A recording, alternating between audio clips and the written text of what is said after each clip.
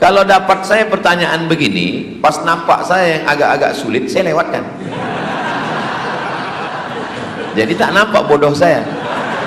Itu tips juga itu. Makanya banyak orang, Ustadz Somad tuh hebat kali gitu dia. Setiap pertanyaan itu dia tak tahu, yang tak bisa tuh saya lewatkan gitu.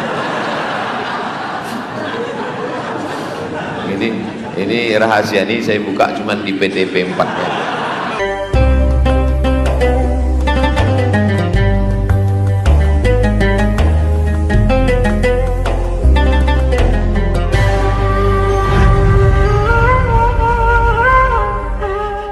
Bismillahirrahmanirrahim. Assalamualaikum warahmatullahi wabarakatuh.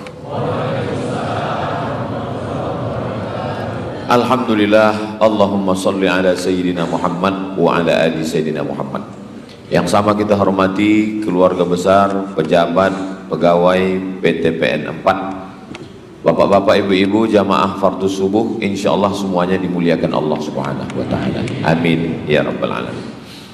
Saya mengkhususkan 1 bulan 7 titik untuk tausiah di Pekanbaru dan sekitarnya. 2 titik sebelum sholat Jumat, sholat Jumat, setelah Jumat, malam Sabtu, Sabtu subuh, dan Sabtu siang. Pekan kedua, bulan ini, pekan pertama dimajukan, dipercepat. Termasuklah subuh Sabtu ini kita bisa berjumpa di masjid. Bagi saya masjid ini bersejarah karena saya pulang ke Pekanbaru bulan Agustus 2008, bulan Ramadan. Saya selalu sholat di sini bersama almarhumah ibu saya. Jadi kalau saya rindu dengan almarhumah, saya zuhur-zuhur mampir ke sini karena dulu kami selalu sholat di sini. Masjid ini strategis di pinggir jalan, bagus, dingin, apalagi siang Ramadan banyak orang tidur di sini. Saya ada kajian rutin di sini. Dulu setiap siang dan setiap Ramadan saya selalu diberikan kesempatan Ustadz Matondang dari tahun 2008 sampai sekarang. Mudah-mudahan silaturahim kita bisa tersambung insyaallah. Tahun 2009 saya diminta oleh Ustadz Dr. Johar Arifin untuk mengisi pengajian di Masjid Islamic Center Bangkinang Selasa subuh. Waktu itu ketua MUI Kampar Ustadz Dr. Mawardi Muhammad Saleh. Pesan beliau, Ustadz Somad bacakan kitab At-Targhib wa Tarhib karya Imam Al-Munziri. Isinya hadis-hadis. Targhib motivasi beramal, tarhib ancaman. Lalu saya mengkaji kitab itu sampai akhirnya berubah bupati, nama saya pun tak masuk lagi. Biasa itu. Nah, lalu kemudian itulah kenapa buku ini saya lanjutkan waktu terbentuk Yayasan Tabung Wakaf Umat. Buku ini terus kami kaji dan sekarang sudah sampai subuh ini pada hadis yang ke-296. Nama kitabnya kalau mau dibeli atau di-download, At-Targhib wa Tarhib, ancaman dan motivasi. Nama penulisnya Imam Al-Munziri. Kitab aslinya terlalu tebal, 1000 halaman. Lalu datang Imam Al-Hafiz Ibnu Hajar Al-Asqalani, diringkas menjadi Mukhtasar At-Targhib wa Tarhib. Sekarang kita masuk hadis. Qala al-Imam Al-Hafiz Al-Munziri bisanadihi. Imam Al-Munziri dengan sanadnya meriwayatkan sampai kepada seorang laki-laki namanya Usamah bin Zaid. Usamah artinya singa. Jadi kalau ibu bapak ingin punya anak yang gagah perkasa, kasih dia nama Usamah. Nama anak saya Usamah, Ustadz Sami Ahmad Misbahi Ibadillah. Usamah bin Zaid. Nabi punya anak angkat namanya Zaid bin Harisah. Datang orang panggil dia Zaid bin Muhammad. Zaid anak Muhammad, Zaid anak Muhammad. Turun ayat. Maka Muhammadun aba ahadim min rijalikum, Muhammad bukan bapak kamu, walakin Rasulullah, dia adalah Rasul utusan Allah. Ud'uhum li abaihim, panggillah anak angkat itu kepada ayah kandungnya. Nah, jadi kalau ada bapak ibu mohon maaf punya anak adopsi, anak angkat, jangan dipakaikan di akte, di KTP-nya bin kita, pakai bin asli bapaknya. Anak angkat saya ini Pak Ustadz tak tahu bapaknya, karena saya pulang sholat subuh dapat kardus depan rumah, tak mungkin bin kardus. Nah, pakai bin Abdillah, anak hamba Allah. Abdillah, Abdurrahman, asalnya Abdul Somad, anak hamba Allah. Tak boleh pakai bin nama kita, karena itu pemalsuan nasab. Nanti orang menyangka anak kita, tiba-tiba nanti pembagian harta warisan. Adopsi anak bagus, tapi ada 3 poin yang tidak bagus menurut Islam. Yang pertama, anak angkat dipakaikan nasab bin bapak angkat, tak boleh, haram. Apalagi anak perempuan, nanti diwalikan pula waktu nikahnya, waktu mati dapat warisan pula. Yang kedua, banyak bapak angkat menulis wasiat, semua hartaku untuk anak angkatku kalau aku mati. Adapun adik-adikku, selop sendalku pun jangan kalian kasih ke dia. Tak boleh. Maka ahli waris tetap mendapatkan. Kalau kita mau menyelamatkan anak angkat, kasih dia wasiat atau hibah. Beda hibah sama wasiat. Aku hibahkan tanah itu 2 hektar untuk anak angkat, langsung pindah nama. Tapi kalau wasiat menunggu meninggal. Nah, makanya jangan senang dulu kalau dapat wasiat, karena itu tak langsung dapat, nunggu dia meninggal. Kalau yang menerima ini mati duluan, batal wasiat. Nah, jadi kalau mau ada orang ngasih, Ustaz Somad saya mau ngasih wasiat ini, hibah aja lah Pak, saya khawatir tak siapa dulu nanti ya. Yang ketiga yang berbahaya tentang masalah anak angkat ini adalah ketika anak angkat sudah menganggap macam ayah kandung, emak kandung, lalu di rumah dia membuka aurat. Kalau kebetulan anak angkat itu perempuan, maaf cakap, nampak betisnya, nampak lengannya, nampak rambutnya, padahal itu haram bagi ayah angkatnya. Tak boleh berdua-duaan dia di rumah. Banyak kasus berawal dari anak angkat, lama-lama jadi bini angkat. Ibu pun hati-hati, kejahatan terjadi bukan karena ada niat dari pelakunya, tapi karena ada kesempatan. Ingat, yang di rumah itu buaya darat. Buaya ini bisa kita berkawan kalau pas dia kenyang, bisa. Kenapa dia patuh ke pawang? Karena disumbatkan 1 ekor ayam, kenyang dia. Kalau pas dia lapar, dimakannya juga itu. Nah, maka hati-hati, waspada. Nah, Nabi ini punya anak angkat namanya Zaid.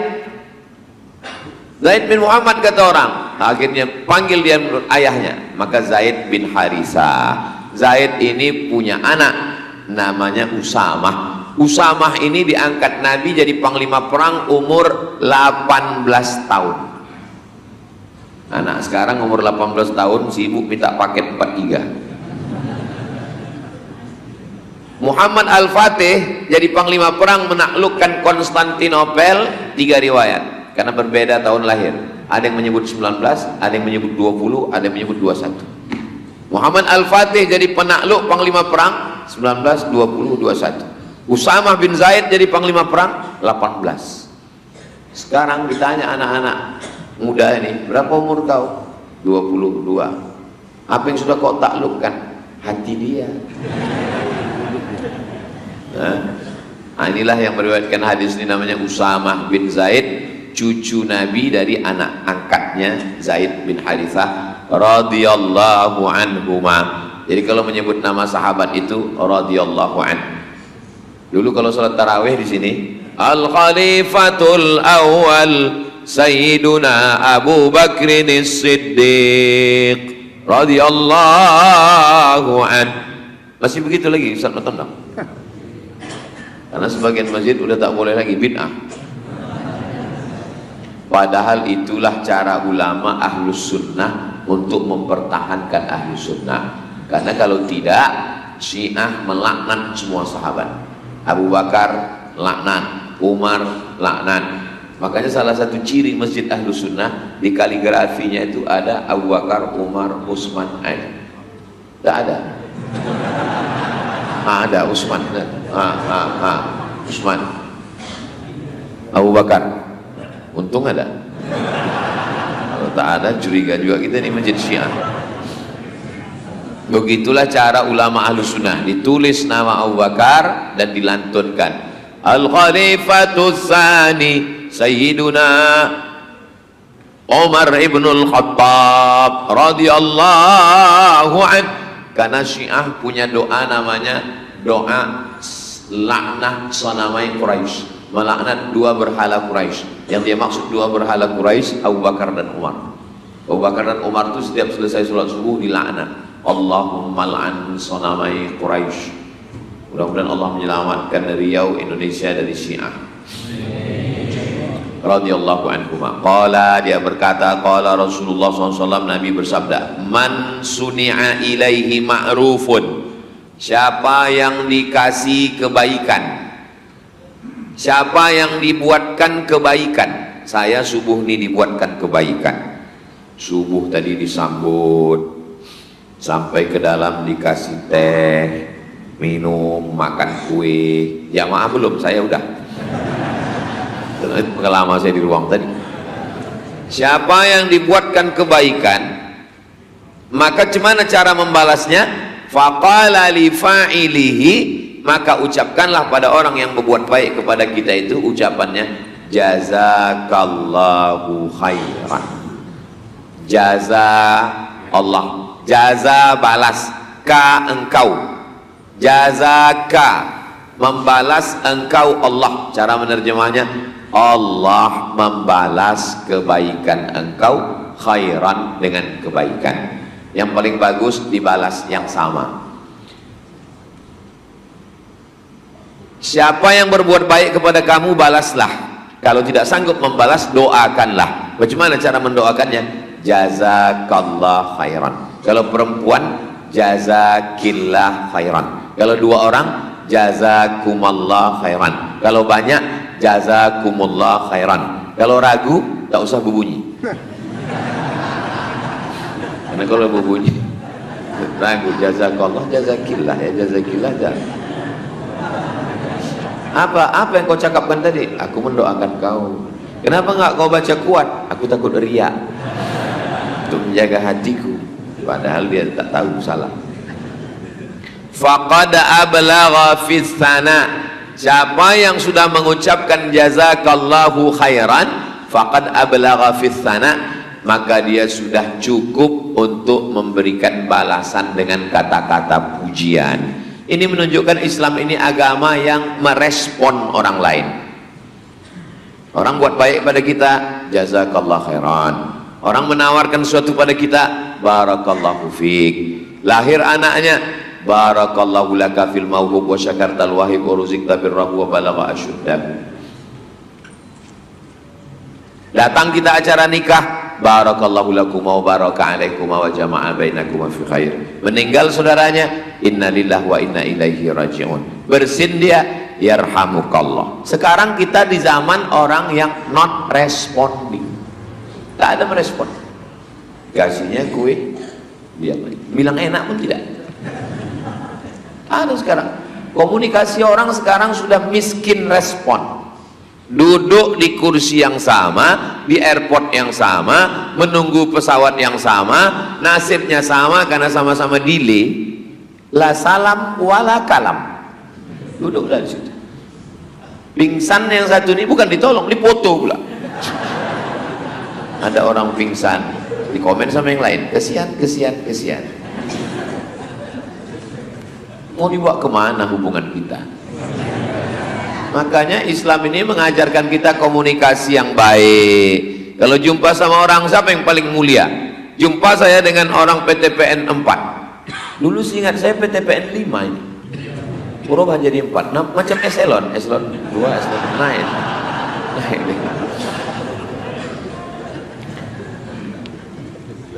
Jumpa Yang paling mulia kalau berdua jumpa, man awwalu man yabda'u bisalam. Yang pertama kali mengucapkan salam, itulah orang paling mulia.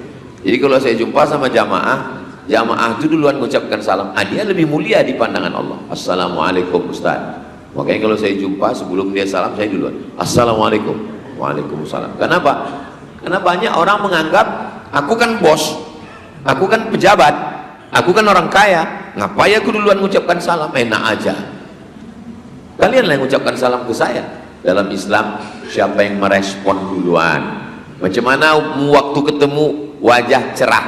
La tahqiranna minal ma'rufi syai'a. Jangan sepelekan perbuatan baik. Antalqa akhaka biwajhin talqin. Jumpa dengan orang wajahnya cerah. Jangan jumpa sama orang muka ditekuk macam jeruk purut dipijak gajah. Hancur. Ketika jumpa bersalaman, ma min muslimaini, dua orang muslim, yaltaqiyani, berjumpa, wa yatasafahani, berjabat tangan, illa ghufira lahuma, diampunkan Allah dosa mereka berdua, malam yatafarraqa, sebelum berpisah. Tahaddu tahabbu, saling berbagi hadiahlah kamu, maka kamu akan berkasih sayang. Berbagi hadiah, tak bisa ngasih hadiah, mengucapkan terima kasih, syukran, dibalas dengan afwan. Diberi sesuatu kebaikan, mampu membalas, balas. Tak bisa membalas, jazakallahu khairan. Jazakallahu khairan. Jaza, membalas. Ka, engkau. Allah, Allah. Khairan, kebaikan. Semoga Allah membalas perbuatan baikmu ini dengan kebaikan. Ketika kita mendoakan saudara kita, Allah kirim malaikat. Apa kata malaikat? Amin walaka mithluh. Kabulkan doa orang ini, Allah membalas macam yang kau doakan untuk saudara. Ada 3 orang diundang ke istana raja. Datang raja, dikasih pulpen, pena. Kata yang satu, kok tahu begini nggak datang aku tadi. Masa ke istana cuma dapat pulpen. Kata yang kedua, jadilah ada alat nulis daripada nggak dapat sama sekali. Kata yang ketiga, aku bukan melihat penanya, yang kulihat adalah siapa yang memberinya. Maka nanti ketika aku pergi ditanya orang, itu pena dari mana? Ini pena dari raja. Jadi kita kalau dikasih orang sesuatu, jangan kita tengok bendanya. Kalau macam ini banyak di pasar pagi Arengka. Begitu lamanya kita berkawan, inilah yang bisa kau kasih.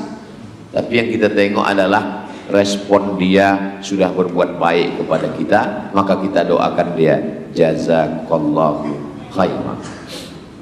Wa fi riwayatin, dalam riwayat lain. Ini menunjukkan bahwa satu hadis itu banyak riwayat. Riwayat ini, riwayat ini, riwayat ini. Tak bisa kita mengatakan hanya satu riwayat. Tidak. Dalam riwayat lain, man uliya ma'rufan, siapa yang diberi perbuatan baik, au usdiya ilaihi ma'rufan, siapa yang diserahkan suatu perbuatan baik. Lafaznya berbeda, maknanya sama, intinya ada orang buat baik sama kita. Berbuat baik berpada-pada, berbuat buruk jangan sekali. Jangan sekali itu maksudnya jangan lakukan. Banyak anak-anak sekarang tak paham. Berbuat baik berpada-pada, berbuat buruk jangan sekali. Maksudnya kita ulang berkali-kali Pak Ustaz. Jangan sekali maksudnya sekali pun jangan. Itu maksudnya. Nahwahu atau seperti itu. Di mana hadis ini bisa kami dapatkan? Rawahu Tirmidzi. Hadis ini disebutkan oleh Imam Tirmidzi, nama kitabnya Sunan Tirmidzi. Wa qala, dia berkata, hasanun gharib. Hadis ini statusnya hasan. Berapa level hadis? Paling tinggi sahih. Di bawah sahih hasan, di bawah hasan dhaif, habis. Sahih, hasan, dhaif. Tapi kata adanya hadis maudhu. Hadis maudhu bukan hadis. Hadis maudhu itu hadis palsu. Contoh hadis palsu, al-bazinjan syifaun min kulli da', terong obat dari segala macam penyakit. Itu hadis palsu. Siapa yang membuat? Tukang jual terong. Biar laku dibilang itu. Wa saqata min ba'din nusah. Hadis ini tidak terdapat di sebagian naskah. Warawahu Tabrani. Hadis ini diriwayatkan Imam Tabrani. Nama kitabnya Al-Mu'jam Al-Kabir. Fis Shaghir, dalam kitab Mu'jam As-Shaghir 3, Al-Mu'jam Al-Kabir, Al-Mu'jam As-Shaghir, yang pertengahan Al-Mu'jam Al-Awsat. Mukhtasaran, secara ringkas, tidak panjang. Idza qala ar-rajul, kalau ada orang yang berkata, jazakallahu khairan, Allah membalas kebaikanmu, faqad ablagha fi tsana, maka dia sudah cukup dalam memberikan balasan pujian kata-kata. Bisa membalas dengan yang sama, bagus. Tak bisa balas yang sama, ucapan. Tak bisa ucapan, senyuman. Senyum pun tak bisa, mati aja lah. Masa serendah itu tak bisa kita membalas perbuatan kebaikan orang. Itu hadis 296. Saya menyampaikan hadisnya setengah jam, setengah 6 sampai jam 6. Dari jam 6 ke setengah 7 saya jawab beberapa pertanyaan yang masuk. Nanti pas setengah 7 kita sholat sunat isyraq 2 rakaat masing-masing. Usolli sunnatal isyraq raka'ataini lillahi ta'ala. Waktu bapak ibu sedang sholat sunat isyraq, disitulah saya pulang diam-diam. Karena kalau tak gitu payah saya pulang. Man sholat subha fi jama'atin, siapa yang sholat subuh berjamaah, summa qa'ada yadhkurullah, duduk berzikir mengingat Allah, majelis. Kabarnya pengajian subuh Ahad di masjid ini dulu sudah terlaksana, karena satu dan lain hal off. Mudah-mudahan subuh Ahad nanti berlanjut lagi insyaallah. Karena masjid ini strategis di tengah kota, jalannya bagus, tempat parkir ada, mubazir kalau tidak dimanfaatkan. Undang ustadz-ustadz kita dekat dari kantor MDI, 1000 ustadz, mintakan Ahad subuh. Karena masyarakat ini kalau tidak dikawal dengan pengajian ini, semua pergi ke Car Free Day pakai celana pendek, lari 2 kali putar, makan 3 mangkuk. Kok tahu Pak Ustaz? Saya pun jalan juga di situ. Hadis 297, wa anil Ash'ath, dari sahabat Nabi namanya Ash'ath bin Qais radhiyallahu an, Allah meridai dia.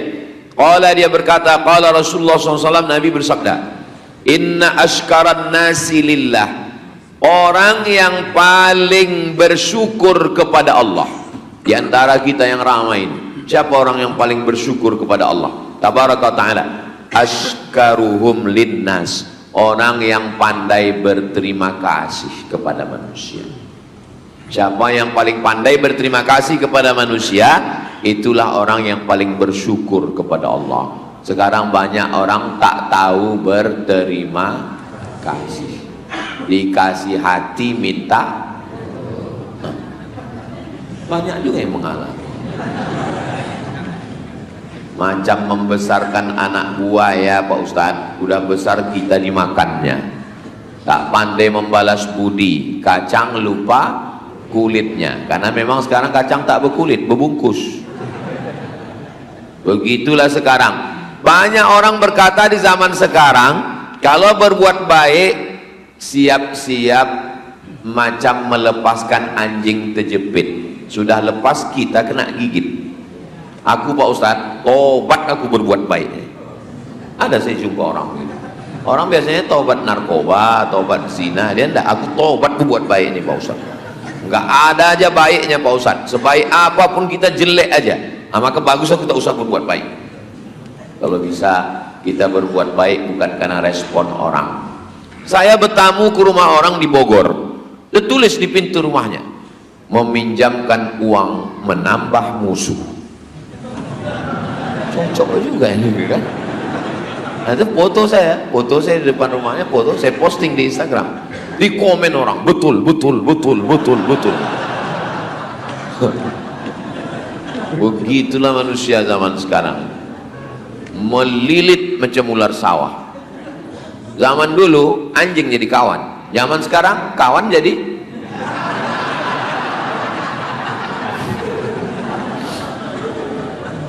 siapa orang yang paling bersyukur kepada Allah? Bukan orang yang mengatakan alhamdulillah, alhamdulillah, alhamdulillah, alhamdulillah. Bukan itu orang yang paling bersyukur. Orang yang pandai berterima kasih kepada manusia. Aku terima kasih banyak ya Pak, terima kasih banyak. Nah, inilah orang yang paling bersyukur kepada Allah. Kalau kita banyak terima kasih kepada manusia. Gimana cara kita berterima kasih? Ya, macam mana cara berterima kasih? Lain padang, lain belalang, lain lubuk, lain ikannya, lain adat, lain tradisinya. Macam-macam tradisi orang. Kami mau mengucapkan terima kasih sama Pak Ustadz, kata mereka. Lain daerah itu lain cara dia mengungkapkan terima kasihnya. Pergi saya ke Aceh. Di Aceh itu cara orang Aceh berterima kasih karena Ustadz udah mau datang. Dibuat acara, didudukkan saya di pelaminan. Saya sangka mau akad lagi. Duduk.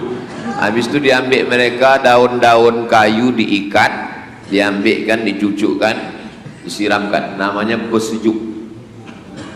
Duduk ya Ustaz, kami mau buat pesejuk dulu. Nah, duduk saya, siramkan mereka. Oh, begini cara orang Aceh berterima kasih. Ada pulut kuning. Semua yang salaman tuh menyuapkan pulut. Hah? Pas kita tengok pucatnya, mak gawat ini. Oh, begitu cara orang Aceh. Nah, ini Pulau Sumatera nih. Habis dari Aceh, turun ke bumi Minangkabau. Lain pula cara orang Minang ini menyambut. Disambut saya ting ting ting ting ting ting ting ting ting ting ting ting ting ting ting. Kosong, tak ada isinya. Rupanya gulanya di dalam. Ustadz Abdul Somad tibo ke bumi Minangkabau bukanlah Ustadz luanan diundang. Inyo adalah anak kemanakan awak nan dirantau pulang kembali ibarat air lawi nan suri kadare. Nyo pulang balik ke pantai ke tampek nenek mamaknya. Disambut, dibawakan orang itulah tepak sirih. Ke saya duluan, saya ambil sirih tadi satu, saya kunyah, baru berbisik Pak Bupati, Pak Ustadz sikit aja disumpah. Awak ada sempat masuk sini mau. Pertama kali saya datang. Oh, begitu cara orang Minangkabau. Terbang ke Kalimantan. Sampai di Kalimantan dibisikkan panitia, Ustadz nanti turun Ustadz dari airport itu dikasih orang parang panjang begini panjang, terus Ustadz tebaskan ke tebu hitam, nanti dipasang orang tuh tebu hitam, Ustadz potong baru Ustadz bisa lewat. Wah, kalau sempat tak putus tebunya, sakitnya tak seberapa, malunya ini kan. Keluar berita Ustadz Somad tak bisa memotong tebu, hilang harga diri kita kan, mesti putus. Begitu turun tebas Ustaz, oh putus. Oh, begitu cara. Terbang ke Papua sampai di Sorong, sampai di Papua lain pula cara saudara kita di Papua tuh membalas. Sampai di airport Papua dikasih mereka piring sebesar ini gambar burung kasuari. Apa ini Pak? Injakkan kaki Ustaz ke situ. Oh, dipijak piring tadi. Piring. Habis itu dibawa pulang. Ada piringnya di rumah. Nanti kalau Bapak Ibu. Ada saya sangkutkan. Dipasangkan topi burung kepala di atas kepala. Begitulah cara bersuku di Indonesia ini unik. Bahasanya beda, cara berterima kasihnya beda. Luar biasa. Nah, jadi kekayaan dan kita bersatu dalam Bhinneka Tunggal Ika. Jadi bagaimana cara berterima kasih, bersyukur, nah itu lain daerah lain. Kalau di tempat kita orang pulang haji, orang rumah baru, orang mau nikah, ada namanya tepung tawar di lembaga adat Melayu.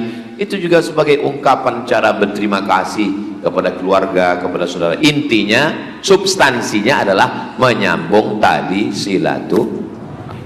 Hadis yang terakhir, wa fi riwayatin, dalam riwayat, la yashkurullah, orang tidak dianggap bersyukur kepada Allah, man la yashkurun nas, kalau dia tidak berterima kasih kepada manusia.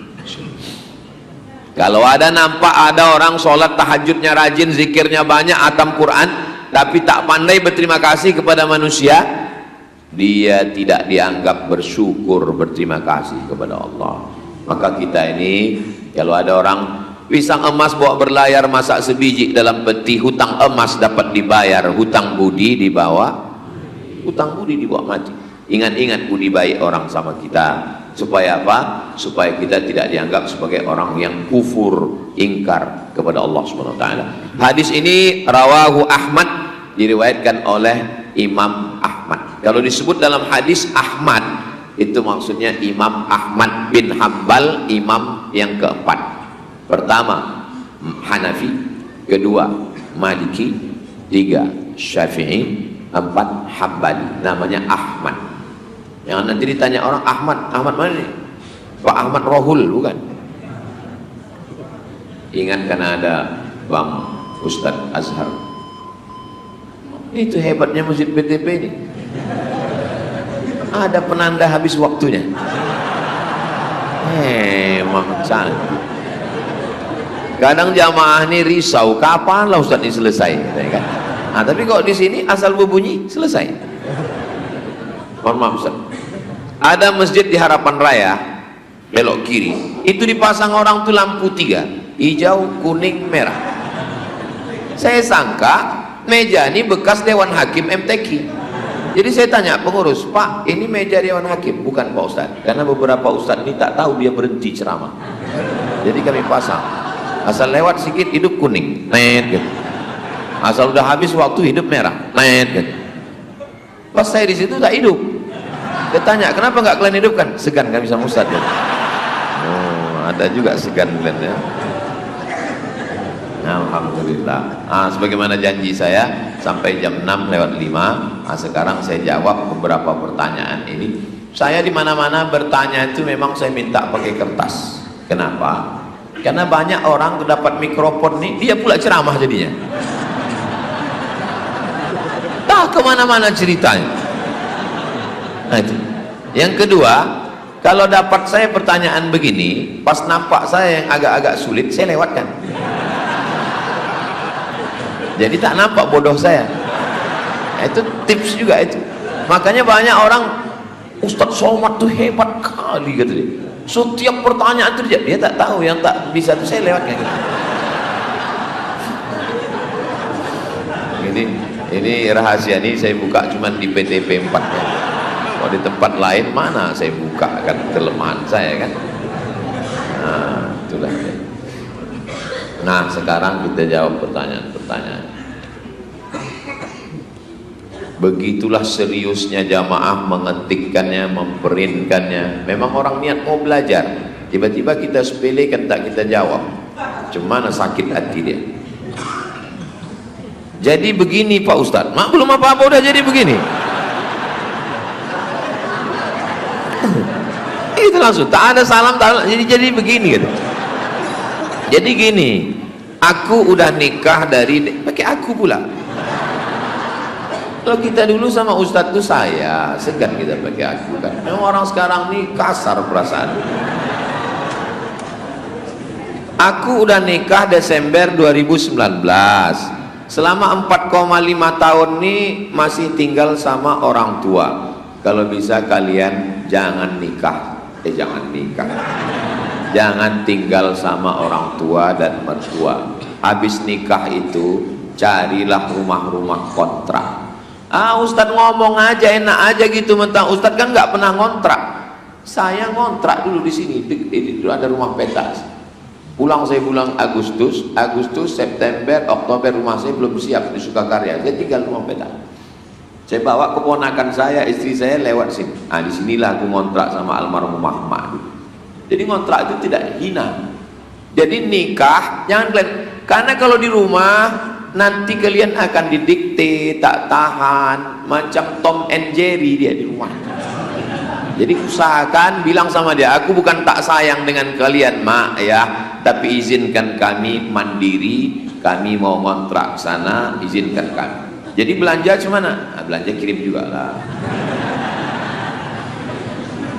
Biar supaya bisa kalian hidup. Akhirnya bulan Juli 2024 saya beli rumah KPR subsidi take over, masih sisa 5 tahun lagi.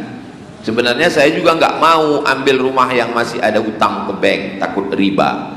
Tapi keadaannya bikin saya dan suami akhirnya ambil rumah itu dan udah saya tempati juga. Saya juga berniat buat nabung dan cepat-cepat lunasi utang di banknya. terus. Masalahnya sekarang saya kadang overthinking. Saya takut Allah cabut keberkahan di hidup saya gara-gara utang bank ini. Saya takut terputus dari Nabi Muhammad karena dosa riba ini. Saya minta nasihatnya. Akad jual belinya sah, bukan batal, bukan fasid. Lalu bagaimana solusinya? Kalau ada aset yang bisa dijual untuk menutupi utang ini, tanya ke bank. Ini kan 5 tahun lagi, ya bisa tak kubom ini? Katanya bisa, tutup kan bisa. Nah, ada yang bisa dijual, entah petak tanah, entah apa, tutupkan ini bisa. Tak bisa Pak Ustaz, kalau saya letupkan sana meledak Hiroshima Nagasaki. Kalau meletup satu ini meletup semua. Cicil aja sampai lunas. Cicil sampai lunas, akad jual belinya sah. Bagi yang belum, jangan transaksi riba. Bagi yang sudah, cicil sampai lunas. Kok ada yang bisa dibom semakin cepat lebih baik. Macam mana ini kalau aku buat 2 tahun aja? Bisa, tapi tingkatkan bayarannya. Buat 2 tahun. Macam mana sekali? Bisa, tutup sekian juta, tutup. Tak bisa, tetap ikuti sampai lunas, selesai. Jangan buka lagi riba. Beralih ke bank syariah, BRK Syariah, Bank Riau Kepri Syariah. Kita orang Riau, tinggal di Riau, pakailah, hidupkanlah bank syariah kita. BRK itu perjuangan orang Riau, sudah 100% syariah. 3 bank di Indonesia ini BPD-nya yang syariah. Yang pertama Bank NTB, yang kedua Bank Aceh, yang ketiga Bank Riau Kepri. Bangga tidak bangga jadi orang Riau? Nah, beralihlah ke Bank Riau Kepri Syariah. Jangan lagi pakai bank konvensional. Alah, Ustaz Somad itu ngomong-ngomong, kami tengok videonya banyak juga dia ceramah di bank konvensional.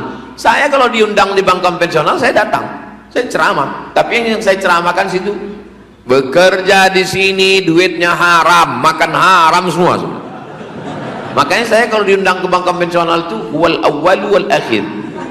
Itu yang pertama dan terakhir. Habis itu tak ada diundang orang itu lagi. Sekarang ini udah tak ada lagi diundang konvensional. Dikasih orang tuh minum, tak saya minum. Kenapa? Duit bank konvensional haram diminum. Dikasih orang tuh kue, tak saya makan.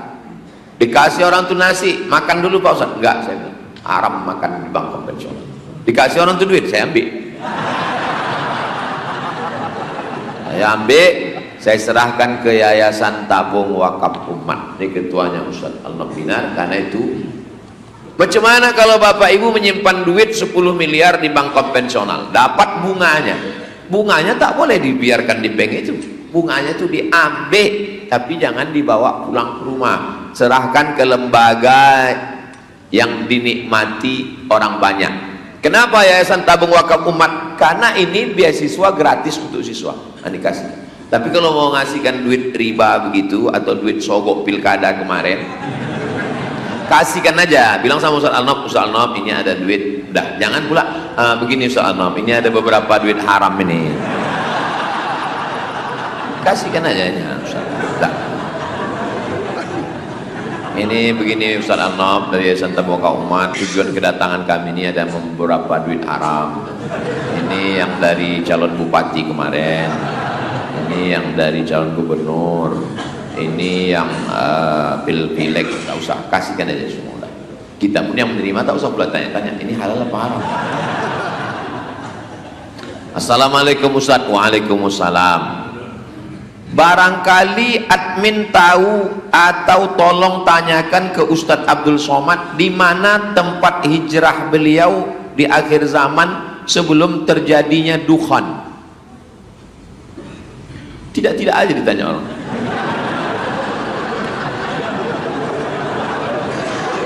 Turun dukhan itu asap. Begitu turun dukhan asap, semua orang baik-baik di dunia ini meninggal. Jadi kita insya Allah selamat dari huru hara hari kiamat. Karena sebelum salam Sahih Muslim 5. Allahumma inni a'udzubika min adzabi jahannam wa min adzabil qabri wa min fitnatil mahya, itu selamat, wa min fitnatil wal mamat wa min syarri fitnatil masihid dajjal. Jadi kita insya Allah kalau beriman beramal soleh tak merasakan huru hara hari kiamat. Kita sudah, waktu turun awan dingin itu kita mati semua. Husnul Khatimah semua, insya Allah. Ustadz mau hijrah kemana? Saya tetap di sini. Saya tetap di Rimbo Panjang, tidak akan hijrah kemana-mana sampai mati saya di sini. Waktu saya lulus PNS dosen 2008 bulan November, lulus saya dosen. Di tahun yang sama saya diterima di KUPUS, College University Perguruan Agama Bandar Seri Begawan, Brunei Darussalam.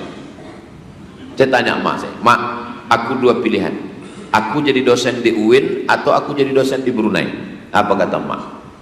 Hujan emas di negeri orang, hujan batu di negeri kita, lebih bagus lagi di kampung kita. Kau tetap di Riau.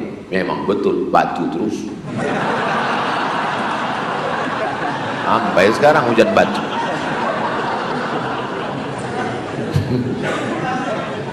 Baru saya paham logika emak. Saya berpikir, kalau ku pilih dulu yang Brunei, jadi dosen saya di Brunei, siapa yang masuk ke Talang Mama? Siapa yang masuk ke Bagan Benil? Siapa yang tabligh akbar?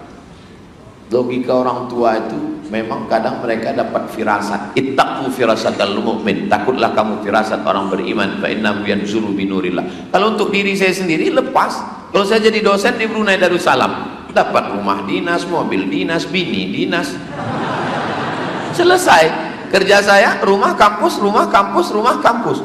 Tapi mati. Tapi ketika saya di sini, saya merasakan kepuasan batin. Setahun kami 3 kali keluar. Ke Bagan Benio bisa kami bangun pondok, sudah siap. Ke suku Talang Mama, ke suku Akit Pedalaman. Sekarang Ustadz Alnok buka 1 tahun laki-laki 25 orang gratis. 25, 25, 25, 150. Tempat saya yang perempuan 25, 25. Duitnya dari mana Pak Ustadz? Channel Ustadz Abdul Somad Official YouTube itu 1 bulan duitnya berkisar antara 100 sampai 120, kadang 150. Itu semuanya habis untuk beli beras, minyak, gaji guru, bayar listrik, habis. Maka saya sakit hati kali kalau dituduh orang, itu Somad tuh beli mobil baru duit YouTube itu. Dari mana kau tahu? Ku dengar bunyi knalpotnya tup tup tup tup tup. Mau kusumbatkan aja muncungnya ke knalpot.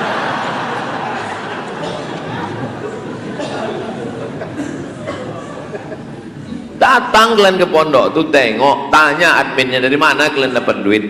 Nah, maka bapak ibu nanti pulang dari sini lewat jembatan Leton terus ke Simpang Bingung. Sampai di Simpang Bingung jangan bingung-bingung lagi, belok langsung ke kiri sebelum TPU Kopit, sebelum makam Ustadz Tengku Zulkarnain, ada sebelah kanan pesantren Nurul Azhar. Semua tamu-tamu yang kami bawa ke situ baru lewat gerbangnya, nengok tembok dindingnya, baru nengok gedungnya dari jauh, udah macam menengok kucing Anggora.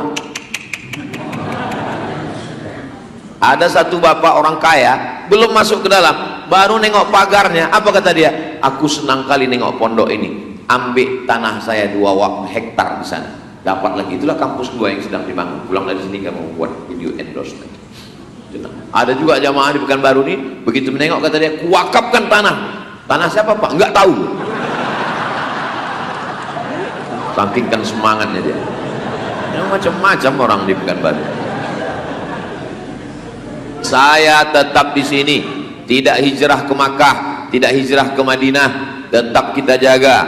Insya Allah Allah menyelamatkan kita dari Dajjal, dari kafir musyrik. Allahumma ansurna alal qaumil kafir. Ada link ceramah UAS, batasan umur anak laki-laki bisa jadi mahram safar bagi ibunya atau anak laki-laki umur 11,5 tahun.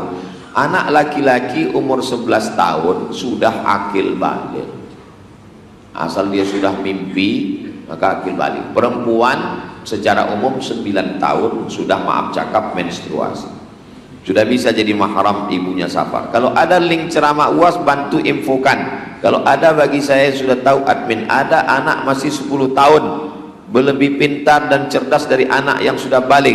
Gimana itu? Coba cari infokan linknya, kajian UAS admin, kajian mahram di YouTube. Perempuan musafir untuk haji tanpa mahram, tak ikut suaminya, tak ada ayahnya, tak ada atuknya, tak ada abangnya, Kata Imam Nawawi boleh. Syarat pertama, perjalanannya aman. Yang kedua, ada perempuan-perempuan yang amanah di situ. Itu maka ibu kalau pergi umroh tak ada mahram tetap boleh. Kenapa? Perjalanannya aman. Beda zaman dulu naik onta dari Makkah ke Madinah, takut perampok di tengah jalan. Mesti ada suami, mesti ada abang, adik, ayah, pakcik, atuk. Kalau tak ada, siapa yang menolong dia? Dia mau pergi ke toilet, ke balik-balik bukit, siapa yang menemani? Zaman sekarang ada security, ada polisi, aman, tidak ada fitnah. Tapi perempuan-perempuan yang bekerja di kantor, jaga kehormatan suami. Ustadz Somad, istri saya ini dilarikan kepala dinas. Kenapa bisa begitu, Pak? Mereka keluar kota, saya yang mengantar ke airport. Saya bilang sama Pak Kepala Dinas nih, ku titipkan istriku ya Pak. Betul-betul dijaganya Pak Ustadz. Kenapa kau latah? Kalaupun terpaksa ibu harus keluar kota, jangan dengan laki-laki yang tak mahram. Perempuan bekerja, masuk kantor berangkat jam 7 pagi, masuk kantor jam 8, pulang jam 4 sore, sampai rumah jam 5, macet sampai jam 6, azan maghrib, sholat isya, makan. Sama suaminya cuma 3 jam, 9, 10, 11. Sama laki sendiri 3 jam, sama laki orang 10 jam. Akhirnya apa kata orang barat? Witing trisno jalaran suko kulino. Cinta tumbuh karena sering bersama. Berawal dari tukaran nomor, merasa nyaman, akhirnya terjadilah apa yang terjadi. Tapi kalau ditegur Ustadz, kenapa kau berdua-duaan makan siang berjalan? Udah macam abang saya, udah macam pakcik saya, udah macam, berawal dari macam, berakhir dengan macam-macam. Waspada. Saya seorang wanita pekerja, umur saya 40 tahun. Dulu pernah terpikir untuk menikah sambil kerja. Karena saya lebih mendulukan karir, maka saya undurkan tidak menikah. Karir dulu baru nikah. Sampai keluarga banyak yang membuli saya. Namun sampai sekarang kecil rasanya hati untuk menikah. Pertanyaan saya, apa saya berdosa atau apa solusinya? Nikah ini tak usah panjang-panjang pikir. Mau dia mau, kita jadilah itu. Jangan sampai cinta kelapa, kita cinta orang tak apa-apa. Dari mana datangnya cinta? Dari Facebook turun ke WA. Dari mana datangnya kecewa? Waktu jumpa mukanya beda.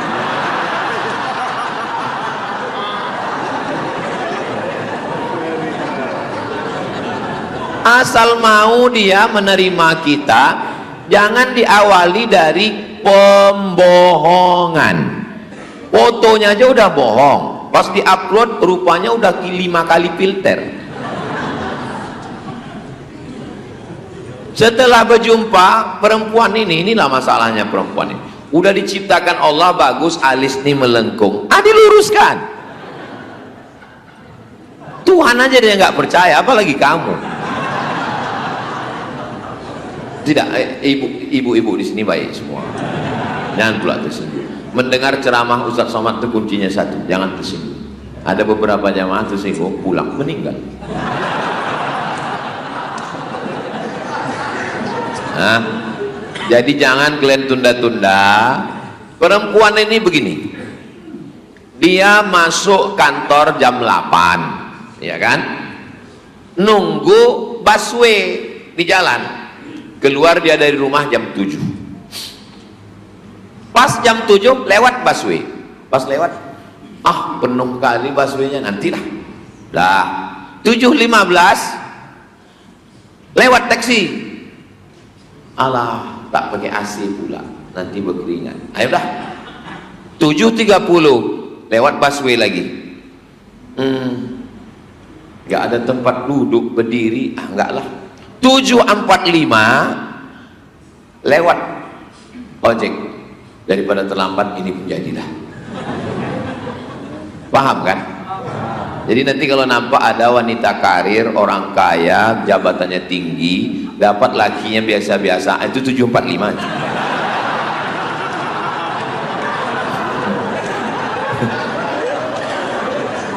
Jangan banyak pilih. Pilih-pilih tubuh, terpilih bongkolnya. Terlambat ketawa ibu. Jadi kan dia 745.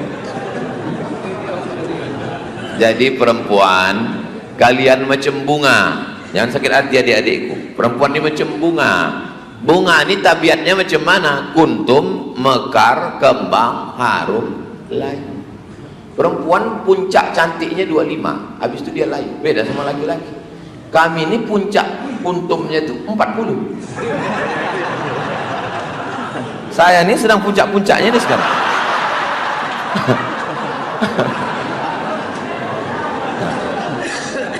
Makanya kalian jangan pilih-pilih. Nantilah karir dululah, S2 dululah, S3 dululah. Pala selesai ditengok muka, turun. Akhirnya kemana? Akhirnya pergi ke klinik kecantikan. Suntik ini naik, suntik ini naik, suntik ini naik, suntik ini naik. 2 bulan turun balik. Asal mau dia nikah udah. Apalagi yang mau dicari hidup ini?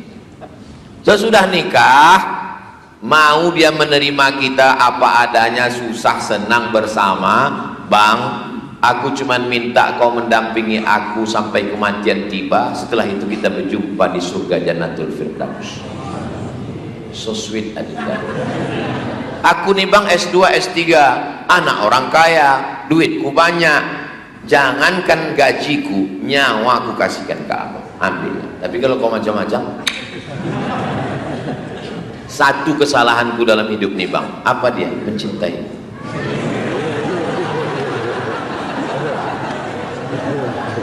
Entah kenapa kita kalau di masjid BTP ini agak romantis saja bawaan. Saya ada niat poligami.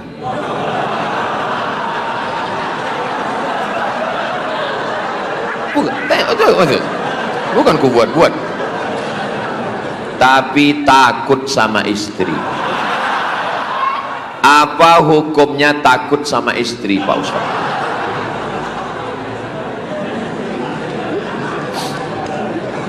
Orang yang takut sama istri sampai bercakap pun tak berani. Jadi kawan saya bertamulah ke rumah. Kawan-kawan kami juga bertamu, mohon maaf ya, mohon maaf. Dinaikkan ya kakinya, waktu di rumah kawan itu dinaikin. Biasalah kita berkawan kan, naikin. Yang kalian foto ya, naikin. Langsung datang kawan yang bilang, turunkan kaki kau, turun. Takut nampak bininya. Takut nampak bini, tak boleh tamu itu menaikkan kaki ke atas. Laki-laki yang terlalu takut sama bini itu nanti kalau meninggal dia tak kena azab kubur. Karena pas mau diazab malaikat, kata malaikat, yang ini nggak usah kita azab, udah azab kali.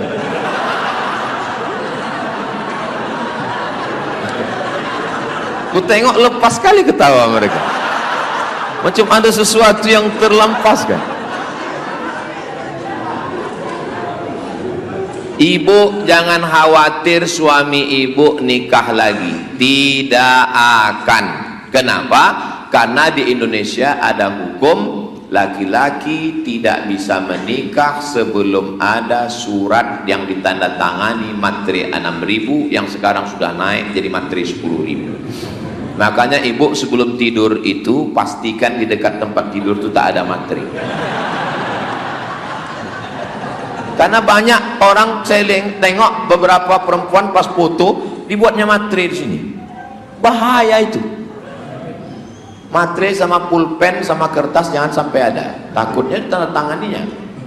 Kemudian surat yang sudah ditandatangani itu dibawa ke pengadilan agama, hakim bertanya, benarkah ini surat pernyataan ibu siap suami menikah lagi? Benar Pak Hakim. Tanda tangan ibu? Iya. Tidak ada paksaan dari pihak manapun dan penuh kesadaran. Putuskan dari Pak Hakim, aku udah silap, aku nanti lama-lama. Jadi ibu jangan takut, bapak tidak akan, udah terkunci dia oleh hukum namanya kompilasi hukum Islam Indonesia. Ikut ceritakan biar supaya tak naik asam lambung. Gimana Bu? Udah tenang ya? Baru agak tenang orang itu tengok. Tidak, tadi agak cemas. Bagaimana kita menyikapi paham Wahabi yang sangat meresahkan jamaah masjid? Spesialis Wahabi ini Ustaz Alno, tonton aja channel dia. Persimpangan kita yang tak bisa ketemu, tak ada titik temu itu 3. Yang pertama masalah bid'ah. Maulid Nabi bid'ah, tahlil bid'ah, Isra Mi'raj bid'ah, nuzul Quran bid'ah, halal bihalal bid'ah, 1 Muharram bid'ah, kunut subuh bid'ah, salaman selesai sholat bid'ah, zikir bersama bid'ah, mengangkat tangan mengusap muka bid'ah. Ketika kau katakan saudaramu bid'ah, maka kau sama dengan mengatakan dolalah finnar, kau pelaku bid'ah, kau sesat, kau masuk neraka. Itu satu simpang yang kita tak bisa berjumpa. Yang kedua, masalah tawassul. Saya kalau berdoa tawassul saya 10. Atawassalu ilaika bihaqqi nabika Muhammad SAW wa alihi tayyibin at-tahirin wa ashabihi al-mayamin wan nabiyyin was siddiqin was syuhada was salihin wal malaikatil muqarrabin wal ulama'il amilin wal awliya'is salihin. Aku bertawassul kepadamu ya Allah berkat Nabi Muhammad, berkat wali-wali. Bagi mereka orang yang bertawassul itu musyrik. Jadi mereka menengok saya ini musyrik. Itu mereka tak mau datang ke pengajian saya. Karena dibilangnya somat itu uas, ustadz ahli subuh. Yang ketiga, saya kalau jumpa ayat mutasyabihat, yadullah, tangan Tuhan, itu mesti ditakwil menurut Imam Asy'ari. Yauma yukshafu an saqin, betis Tuhan. Tuhan tidak pakai tangan, tidak pakai betis. Tuhan itu walam yakul lahu kufuwan ahad, laisa kamislihi syai'un, wujud qidam baqa mukhalafatuhu lil.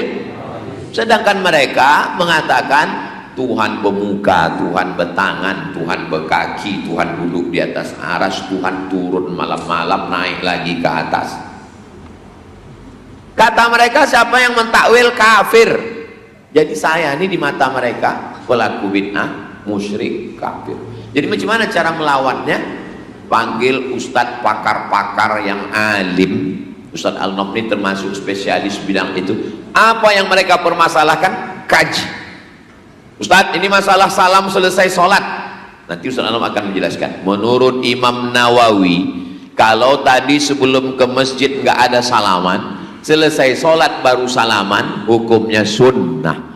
Kalau tadi di luar sudah salaman, selesai sholat salaman, maka mubah. Itu Imam Nawawi yang hafal Sahih Muslim. Jadi jamaah ini dicerdaskan dengan ilmu. Adapun kegiatan maulid buat terus.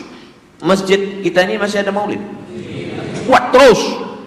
Jadi kalau mereka membid'ahkan, bid'ah, buat terus sampai akhirnya dia capek. Bid'ah.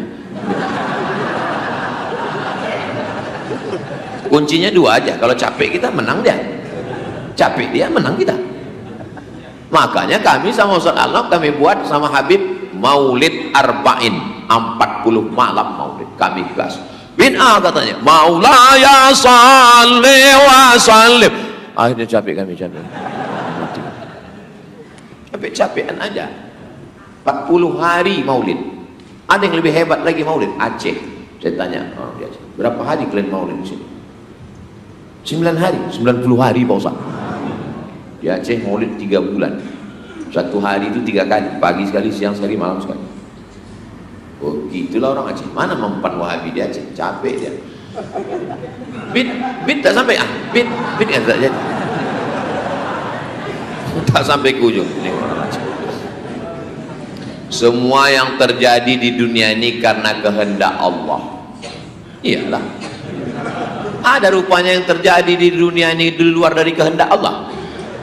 Wala tataharraku dzarratu illa biiznillah. Sebiji sawi pun tak bergerak kalau tidak atas izin Allah. Saya menggerakkan tangan saya mendekatkan gelas ke dekat karena puasa. Gara-gara inilah nanti orang banyak sesat. Pulang mahasiswa dari Pekanbaru ke rumah, hamil gara-gara pacaran. Pas ditanya, kenapa kau bunting? Ini kehendak Allah. Pulang anak semester 14 tak lulus-lulus. Berapa IP kau? 2,5. Kok lama kali kuliah? Ini kehendak Allah ya. Semua terjadi kehendak Allah. Semua terjadi atas izin Allah. Tapi ada yang Allah ridho dan ada yang Allah murka. Jelas? Ini kalau tak masak tauhidnya begini bisa syirik. Kalau kau katakan itu perbuatan engkau, lalu apa makna la haula wala quwata illa billah? Tapi ada Allah ridho, ada Allah mungkar. Ini air zam-zam, ini khamar. Allah kasih mata, tengok baik-baik. Ini khamar, ini zam-zam. Dengar baik-baik. Apa kata Ustaz? Innamal khamru khamar wal maisir judi wal ansab menyembelih binatang untuk berhala, wal azlam mengundi nasib, rijsun najis min amali syaitan, perbuatan syaitan, fajtanibu, jauh. Tengok baik, dengar baik, pikir baik, jauh. Dengan penuh kesadaran minum khamar. Ditanya, kenapa kau minum khamar? Tak bergerak botol kalau tidak atas izin Allah. Apa cocoknya? Pukulkan botol itu ke kepala dia. Pang. Habis itu ditanya, kenapa kau pukul aku? Ini pun atas izin Allah.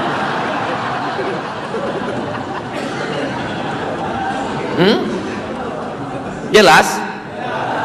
Ada yang Allah ridho, ada yang Allah murka. Inna sam'a, kau ku kasih kuping, telingo, wal basar, mata, wal fuad, hati dan pikiran. Pakailah untuk mencari ridha Allah. Jangan minta surga, karena kalau minta surga cuma dapat surga, tapi kalau minta ridha Allah semua dapat. Makanya doa kita, Allahumma inna nas'aluka ridhaka. Mudah-mudahan kita semua mendapat ridha. Semua bilang amin. Ada satu ibu diam aja. Pas ditanya, ibu kok diam? Aku udah dapat ridha. Rupanya nama suaminya Pak Ridho.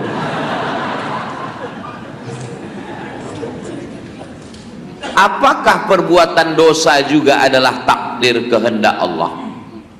Ada hukum sebab akibat, ada takdir Allah.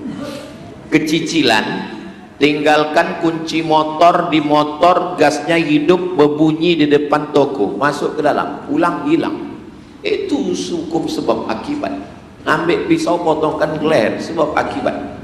Dikunci stangnya, dikunci rantainya gembok, belikan rantai besi, ikatkan ke batang pinang. Keluar dari masjid sama pinangnya digergaji orang tuh. Kan udah cukup usaha ini kan, barulah kau katakan ini takdir Allah. Anak ini dijaga, dipelihara, terjadi juga yang terjadi. Maaf cakap, anak-anak gadis yang diperkosa di Bosnia oleh tentara Serbia, Slobodan Milosevic laknatullah alaihim ajma'in, itu takdir. Tapi anak kita kuliahkan ke kota, kita belikan rumah, kita kasih mobil, kita kasih kunci, kita biarkan pacaran, setelah dia hamil kita bilang itu takdir. Itu kejahatan. Maka tinggalkan di situ orang yang mengawal. Kalau takut-takut khawatir, tak usah jauh-jauh sampai ke Jakarta, ke Bandung, cukup di Pekanbaru biar bisa ditengok pakcik, nenek, mama, datuk semuanya. Kenapa? Karena ada usaha dan ikhtiar. Ada takdir yang kita tak bisa memilih. Menjadi orang Riau, lahir di Riau, menjadi orang Melayu, menjadi orang Bugis, menjadi orang Mandailing, menjadi orang Cina, menjadi orang Keling. Itu takdir yang tak bisa ditolak. Maka tak boleh kita ejek orang karena sukunya. Karena dulu tidak ada malaikat ngasih dia multiple choice. Kau mau jadi orang apa? Arab, Batak, Cina. Ada. Tak boleh kita ejek. Tapi masalah baik dan buruk Allah kasih kita pilihan. Walladzina amanu wa 'amilus solihati ulaika ashabul jannah walladzina kafaru wa kadzdzabu bi ayatina ulaika ashabun nar. Apa kata orang tua-tua kita? Tepuk dada tanya selera, itu ikut hawa nafsu. Tepuk dada tanya iman. Subuh ini kita dengan segenap kemampuan, setel jam 4 bangun, mandi bersih, datang ke masjid. Kita pilihan, mau tidur sampai jam 8 bisa. Semuanya terjadi atas kuasa Allah. Tapi ada Allah ridho, ada Allah murka. Apa dalil mencuci tapak kaki ibu dan meminum airnya? Ya Rasulullah, aku mau ikut perang, karena kalau aku mati perang aku masuk surga. Kata Nabi, alaka min ummin, mak kau masih hidup? Kata dia, ada di rumah. Kata Nabi, ilzam rijlaiha fathammal jannah. Kau urus tapak kakinya, maka kau dapat surga. Maksud Nabi mengurus tapak kakinya itu maksudnya kata-kata kiasan. Urus tapak kakinya maksudnya kasih dia belanja, kasih dia makan, senangkan hatinya. Banyak orang sekarang pas mau tes P3K diminumnya air mak. Pas sudah menang, duit gajinya dikasihnya ke bininya. Emaknya seperak pun tak dapat. Ini terjebak pada ritual. Maksud kau urus tapak kakinya, kau muliakan dia, kau menangkan hatinya. Adapun meminum air tapak kaki, saya tak pernah saya minum air tapak kaki mak saya, tapi saya senangkan hatinya. Saya buatkan yayasan pendidikan sampai sekarang, sejak dia meninggal 2019 18 Maret sampai sekarang 4 tahun tak putus 300 paket tiap bulan. Satu paket isinya beras 10 kilo, minyak sekilo, gula sekilo, sarden, roti, susu saset, karena itu makanan dia dulu untuk sedekah dia. 4 tahun tak putus. Ini ada orang minum air kaki mak sekali pun tak pernah sedekah. Apa itu? Terjebak pada ritual. Nah, jadi tidak disuruh Nabi Muhammad SAW kalau mau urus dia sebaik-baiknya. Ini pulang dari sini, belikan makanan kesukaannya, datang ke rumahnya, belikan kain, senangkan hatinya. Jangan sampai pulang tak membuat apa-apa. Apa hukum zakat profesi yang dipotong langsung oleh manajemen tempat kita kerja? 2,5%. Jadi kalau dapat 10 juta 250.000. Apakah gaji saja atau semua? Gabungkan semua, uang sipak, uang sikut, uang tunjang, uang sundul, uang tanduk, SPPD, keluar kota, uang tunjangan, uang senyum. Ada kantor tuh senyum sedikit keluar duit. Keluarkan 2,5%. Lalu pegawai DM atas mau supaya tertib zakat, potong atas. Potong atas, bagus. Bupati, wali kota, general manager, perusahaan, direktur, supaya selamat jamaah ini tidak makan haram gara-gara makan zakat, potong atas 2,5%. Tapi Pak Ustadz, kalau potong atas, kami kan berzakat juga kepada tetangga kami, keluarga kami. Gimana caranya? Tulis nama-nama keluarga itu, bawa ke ketua, ke pejabat, ke Basnas, bilang sama dia, saya ada tanggungan nih, kalian kalau mau potong gaji saya ini mesti dapat juga. Karena waktu saya sosialisasi di Kabupaten Kampar, ada satu pegawai bilang, saya nggak mau bayar, karena kalau saya bayar, siapa yang nanti yang dapat? Tetangga saya, keluarga saya. Lalu datang Pak Ketua Basnas nanya, berapa kau kasih tetanggamu itu? Sebulan saya kasih 100.000, serahkan ke kami, saya kasih 500. Nah, iyalah Pak, kata dia. Nah, jadi lapor ke Basnas. UPZ, Unit Pengumpulan Zakat. Jadi PTPN 4 buka UPZ, datangi Ustadz yang ada di Basnas Provinsi, buka unit, nanti kumpulkan, serahkan ke Basnas, nanti Basnas akan membalikkan lagi sesuai keperluan. Nah, jadi bahwa kita di PTPN ini ada keluarga, ada jiran, ada kawan, ada sahabat, di data sekian orang, nanti duit yang balik itu bisa lebih besar daripada yang diserahkan ke sana. Kenapa? Karena di Basnas Provinsi itu, di Basnas Kabupaten dikumpulkan semua dari personal, perusahaan, BUMD, PT, kumpulkan semua, baru disebarkan lagi. Karena zakat ini kalau sendiri-sendiri macam satu batang lidi, tapi kalau banyak dia macam satu sapu lidi. Satu batang lidi apa yang bisa dibuat? Membuang botol patah. Tapi kalau sapu lidi, mencuri mati, pukul pakai sapu lidi. Terakhir kertas. Apa nih Ustaz? Oh, dibalik. Untuk mendapatkan pahala sholat berjamaah 27 derajat, apa syaratnya Pak Ustaz? Man sholatul jamaati tafdulu sholatal fadhi bi 27 darajah. Sholat berjamaah lebih utama daripada sholat sendirian 27 derajat. Datang ke masjid, ikut sama imam sholat berjamaah dari takbiratul ihram sampai salam, maka dapat 27 derajat. Istiqomah selama setahun berarti dapat tambahan umur 27 tahun. Hitungnya jangan satu sholat. Istiqomah sholat berjamaah di PTPN 4 ini selama 1 tahun berarti bertambah pahalanya 27 tahun. Jadi kalau ada yang istiqomah di sini 10 tahun, berarti umurnya bertambah 270 tahun. Inilah yang menjawab kenapa umur kita pendek, sedangkan umur umat Nabi sebelumnya panjang. Umur Nabi Nuh 950 tahun. 950 tahun, bayangkan berapa kali ikut pilkada itu. Apakah umur kita bisa melewati itu? Bisa. Dengan cara apa? Kelipatan-kelipatan amal. Nah, itu makanya kalau mau istiqomah, apa bisa orang istiqomah sholat berjamaah 10 tahun? Saya pergi ke Palembang, meresmikan masjid, datang Habib Mahdi, Ustaz Somad, tengok itu ya, itu bapak itu tak tinggal sholat berjamaah 40 tahun. 270 kalah umur umat Nabi.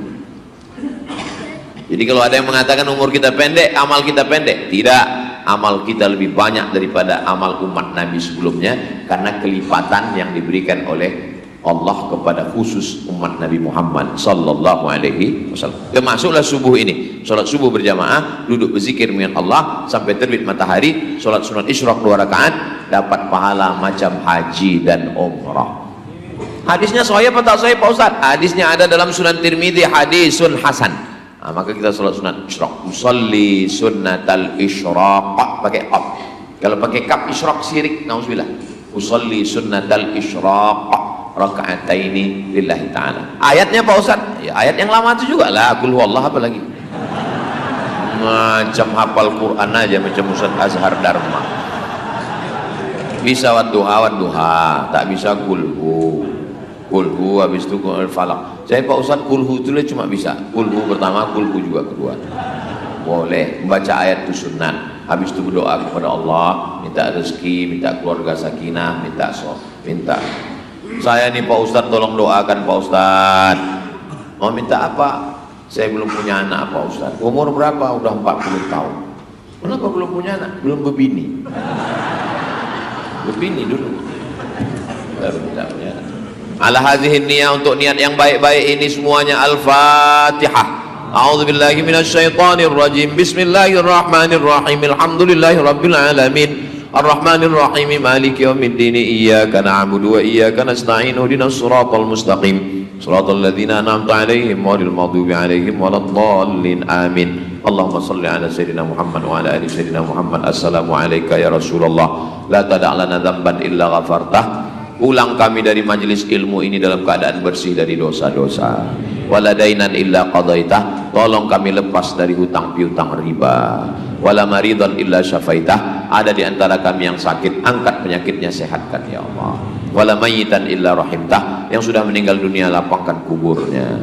Wala aiban illa satartah, segala aib cacat kami tutupilah ya Allah. Wala musafiran illa wasaltah, yang musafir sampaikan ke tujuan dengan selamat. Wala mumtahinan illa najahtah, yang ujian luluskan dengan nilai terbaik.